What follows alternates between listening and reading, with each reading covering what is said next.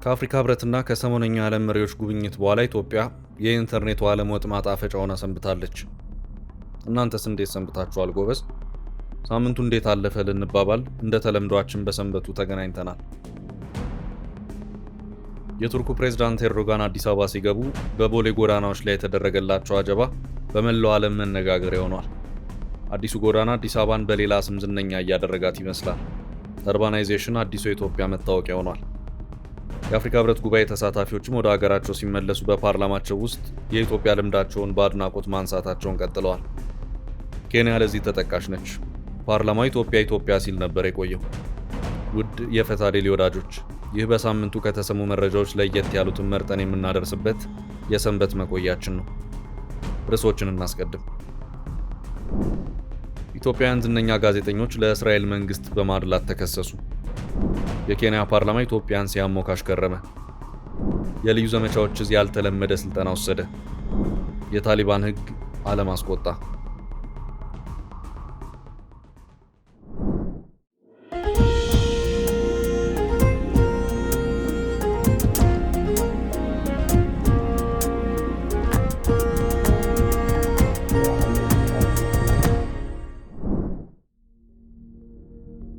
እስራኤልና የኢትዮጵያ ጋዜጠኞች።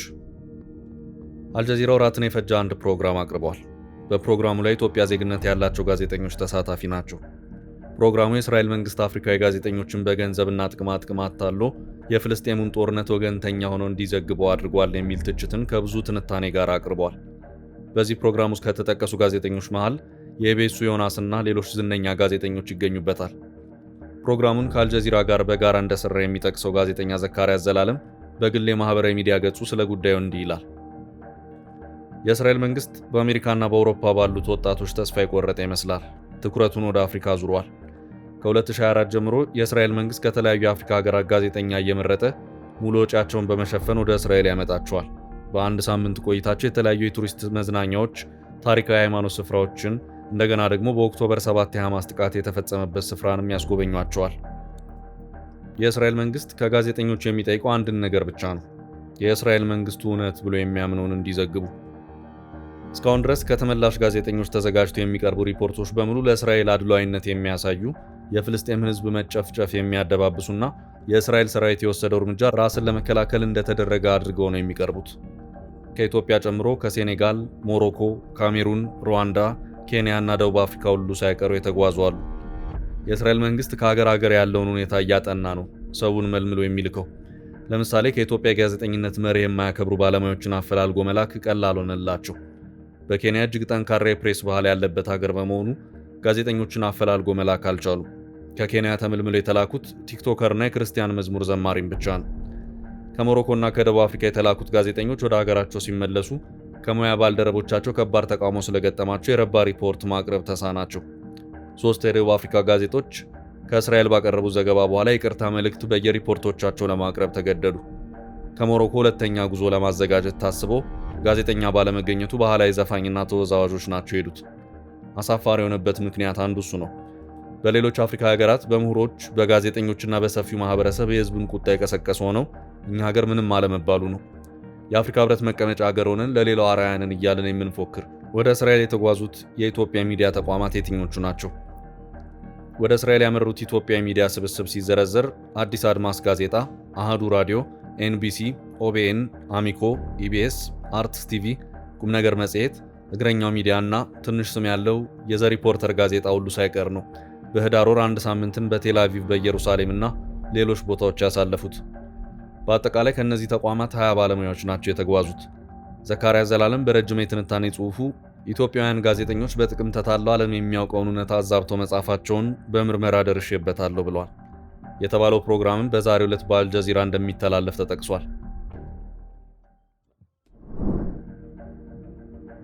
ኢትዮጵያ በኬንያ ፓርላማ ውስጥ Addis Ababa now is the new Dubai of Africa, Mr. Speaker. We have a lot of lessons to learn from that country. ኢትዮጵያ ኢዝ ዘ ዱባይ ኦፍ አፍሪካ።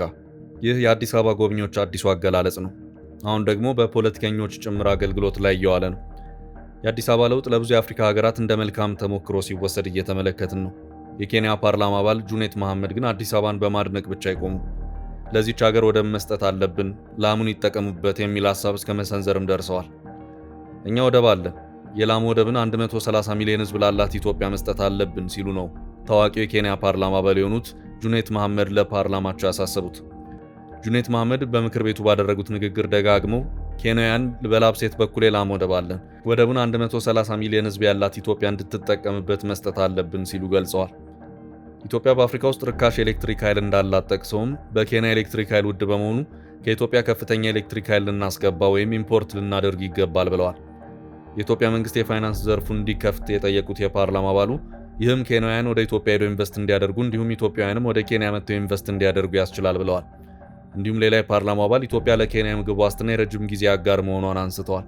ኢትዮጵያ በቅኝ ግዛት ስር ወድቃ የማታውቅ ሀገር በመሆኗ ነፃነት ምን እንደሆነ ታውቃለችም ተብሏል።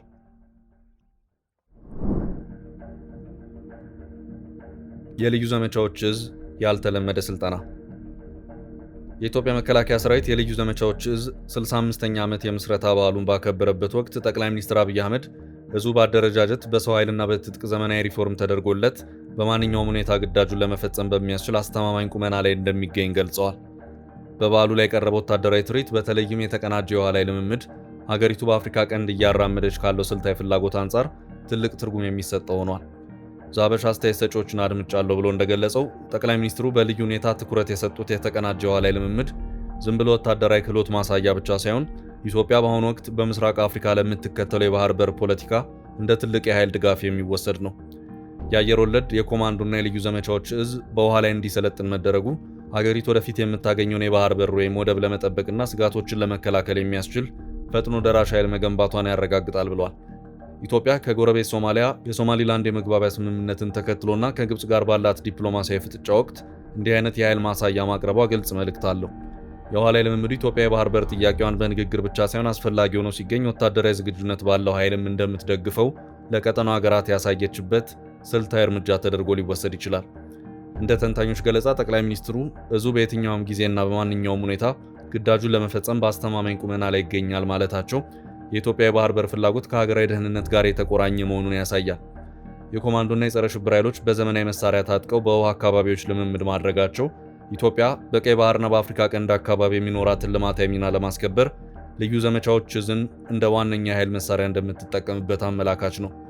ተንታኞቹ እንደሚሉት ይህ ወታደራዊ ትርኢት ኢትዮጵያ የባህር በር የማግኘት ፍላጎቷን ተፈጻሚ ለማድረግ ያላትን ወታደራዊ ጡንቻ ለዓለም ያሳየችበት ሲሆን ጠቅላይ ሚኒስትሩ የገለጹት ዘመኑን የዋጀ አደረጃጀት ለሀገሪቱ የባህር ፖለቲካ ስኬት እንደ ዋነኛ ዋስትና ተደርጎ ይወሰዳል። ይሁን እንጂ እንዲህ ያሉ የኃይል ማሳያዎች በቀጠናው ባለው የኃይል ሚዛንና በጎረቤት ሀገራት ስነ ልቦና ላይ የሚፈጥሩት ጫና ለዲፕሎማሲያዊ ጥረቶች ተጨማሪ ፈተና ሊሆን እንደሚችልም ይገመታል። ዓለምን ያስቆጣው የታሊባን አዲስ ሕግ። ታሊባን በቅርቡ ይፋ ያደረገው አዲሱ የወንጀለኛ መቅጫ ሕግ በሴቶች ላይ የሚፈጸምን የቤት ውስጥ ጥቃትን በግልጽ ሕጋዊ ማድረጉ መላው ዓለምን አስቆጥቷል። በቡድኑ ከፍተኛ መሪ ሂባቱላህ አኩንዛዳ የጸደቀው ይህ ሕግ አንድ ባል ሚስቱንና ልጆቹን አጥንት እስካልሰበረ ወይም ግልጽ የሆነ ክፍት ቁስል እስካልደረሰ ድረስ በአካል እንዲቀጣቸው ይፈቅዳል።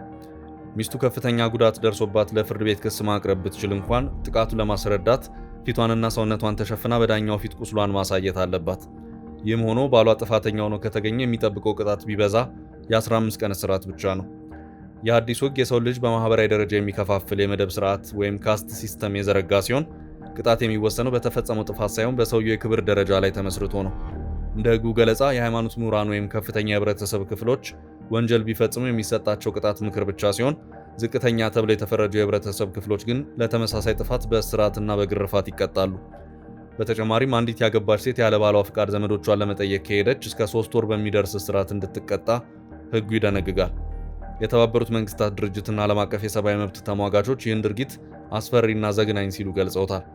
ታሊባን በ2009 ዓ.ም ወጥቶ የነበረውን የሴቶች ጥበቃ ሕግ ሙሉ በሙሉ የሰረዘ ሲሆን አዲሱን ሕግ መተቸት ወይም ስለ እርሱ መወያየት ራሱ እንደ ወንጀል እንደሚቆጠር አስታውቋል። የሰብአዊ መብት ድርጅቶች ዓለም አቀፉ ማህበረሰብ ይህንን አሰቃቂ የሕግ ጥሰት በአስቸኳይ እንዲያስቆም ጥሪያቸውን እያቀረቡ ይገኛሉ።